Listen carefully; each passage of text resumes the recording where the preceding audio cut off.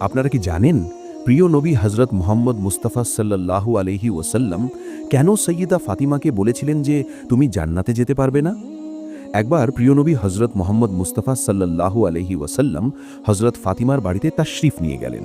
তিনি বাইরে থেকে সালাম দিলেন। ভেতর থেকে হজরত ফাতিমা সালামের জবাব দিলেন।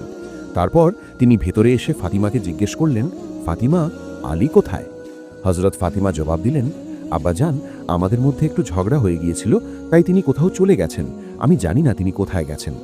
এটা শুনে তিনি ফাতিমাকে বললেন, তুমি আমার মেয়ে হতে পারো, কিন্তু যদি আলী তোমার উপর নারাজ থাকে তাহলে তুমি কখনোই জান্নাতে প্রবেশ করতে পারবে না। এ কথা বলে তিনি সেখান থেকে বের হয়ে হজরত আলীকে খুঁজতে লাগলেন। কিছু দূরে গিয়ে তিনি দেখলেন হজরত আলী মাটিতে শুয়ে ঘুমাচ্ছেন। তিনি তার কাছে গিয়ে ভালোবাসার সাথে ডাকলেন, আলী, কিন্তু তিনি উঠলেন না।